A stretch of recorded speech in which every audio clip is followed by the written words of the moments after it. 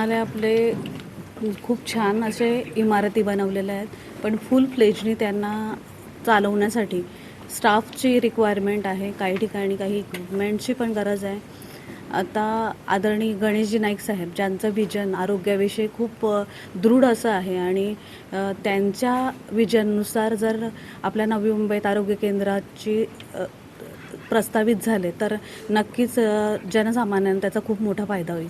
आता आदरणीय गणेशजी नाईक साहेबांच्या माध्यमातून मला अशी कल्पना पुढे येते की डॅशबोर्ड एक बनवायचा. जसं की आपल्या नवी मुंबईमध्ये बरेचसे प्रायव्हेट हॉस्पिटल्स आहेत ज्यांना सिडकोकडून प्लॉट्स अलॉट झालेले आहे आणि ज्यावेळी त्यांना ते अलॉट झाले तेव्हा त्यांच्याकडून ॲग्रीमेंट बनवून घेतला आणि त्या ॲग्रीमेंटमध्ये 10% कोटा हा लोअर इन्कम ग्रुपसाठी आहे आणि त्यांच्या माध्यमातून तशी कुठलीही सुविधा आजपर्यंत पुरवली जात नाही आहे. मग ह्या डॅशबोर्डवर आपण असं आणतो आहे की पालिकेच्या हॉस्पिटल्स सगट जे प्रायव्हेट हॉस्पिटल ज्यांच्या 10% कोटा आपल्याला आहे असे सगळे हॉस्पिटल्स त्या डॅशबोर्डवर येतील. मी उदाहरण देते जर आता म्हणजे रात्री अपरात्री एखाद्या महिलेला प्रसूतीसाठी आणलं आणि चेकअप नंतर समजलं की बाळाला NICUची गरज आहे, तर असा NICU जर आपल्या रुग्णालयात अवेलेबल नाही आहे म्हणजे वेकंट नाही आहे, तर अशा वेळी असं होतं की ती महिला प्रसूतीच्या वेदनेत असते, तिला सांभाळणारी तिची आई असते एकमेव आणि तिच्या नवऱ्याला इतर ठिकाणी NICU अवेलेबल होतं आहे का हे बघावं लागतं. मग अशा वेळी NICU इथूनच त्यांना अवेलेबल करून देण्यात यावं. म्हणजे त्या डॅशबोर्डवर सगळे असे हॉस्पिटल्स रिफ्लेक्ट करतील ज्यांच्यामध्ये असे बेड अवेलेबल आहे. 10% आपला कोटा आहे प्रायव्हेट सहित पालिकेच्या ह्याच्यात पण, आणि मग इथूनच पालिकेची रुग्णवाहिका त्या पेशंटला त्वरित त्या NICUपर्यंत पोचवेल. असंच ICUच्या बाबतीत पण आहे. म्हणजे ICU बेड अवेलेबल नसेल तर त्या डॅशबोर्डवर रिफ्लेक्ट करेल आणि इथल्या इथं त्यांना समजेल की कुठल्या हॉस्पिटलला जायचं आहे. म्हणजे रात्री अपरात्री ह्या हॉस्पिटलमधून दुसऱ्या हॉस्पिटलमध्ये, दुसरेमधून तिसरीकडे जी आवश्यकता पडणार आणि रुग्णांचा गोंधळ होणार नाही आणि जास्त चांगली सर्व्हिस आपल्या पेशंटना मिळेल. खूप चांगला अनुभव होता. सगळ्यांनी पॉझिटिव्ह रिस्पॉन्स दिला. आपल्या हॉस्पिटल्स चांगल्या पद्धतीने मेंटेन केले जातात आणि रुग्णांच्या नातेवाईकांचं पण तसंच पॉझिटिव्ह रिस्पॉन्स आहे की आम्हाला इथं चांगली सर्व्हिस मिळते.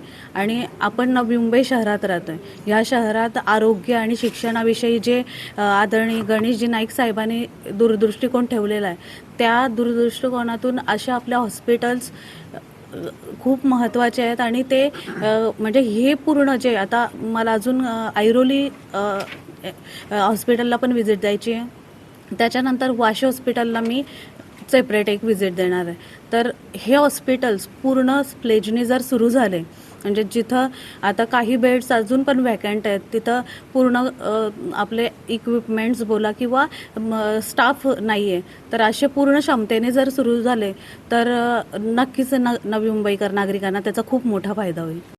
त्यासाठीच असं आहे की जे आपले रुग्णालय आहेत त्या इमारती बनून राहायला नको आहेत, त्याच्यामध्ये रुग्णांना पूर्णपणे सगळ्याच फॅसिलिटी इथल्या इथे अवेलेबल व्हाव्यात. म्हणून आपल्या ज्या आहेत इमारती त्यांना आम्हाला हॉस्पिटल बनवायचं आहे, मल्टी स्पेशालिटी हॉस्पिटल.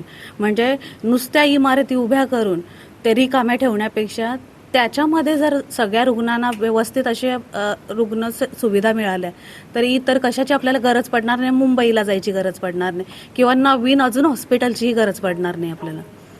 आता 6 वर्ष आपला बॅकलॉग झाले. प्रशासकीय कार्यकाळात 6 वर्ष गेलीत.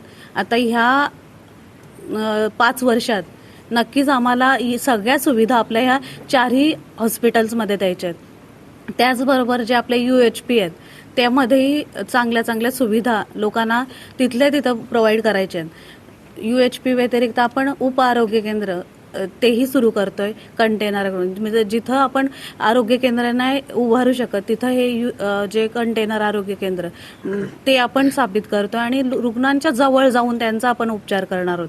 आणि प्रयत्न आपला असाच असेल की आपले हे जे 4 हॉस्पिटल आहेत हे फुल फ्लेजनी चालावेत, मल्टी स्पेशालिटी हॉस्पिटलसारखे चालावेत. म्हणजे हेच मल्टी स्पेशालिटी हॉस्पिटल म्हणून पुढे भविष्यात आपल्याला ते सेवा द्यावेत. जे मी सांगितलं की सिडकोचे माध्यमातून प्लॉट्स मिळाले जे प्रायव्हेट हॉस्पिटल्स किंवा आपले गव्हर्नमेंट हॉस्पिटल, त्याच्यासाठी आपण डॅशबोर्ड सुरू करणार आहोत आणि त्या डॅशबोर्डवर या सगळ्या हॉस्पिटल्सची पूर्ण डिटेल्स असेल. म्हणजे रात्री अपरात्री येणारा पेशंट NICUसाठी असोत किंवा ICUसाठी असोत त्याला त्या डॅशबोर्डवरून तिथल्या इथं फोन जाईल हॉस्पिटलला आणि त्या पेशंटला आपल्या पालिकेच्या रुग्णवाहिकेमधून तिथल्या तिथं त्या बेडपर्यंत पोहोचवलं जाईल. म्हणजे पूर्ण सुविधा आपल्याला ह्या आपल्या हॉस्पिटल्समध्ये, नवी मुंबईमधल्याच हॉस्पिटलमध्ये देता येईल.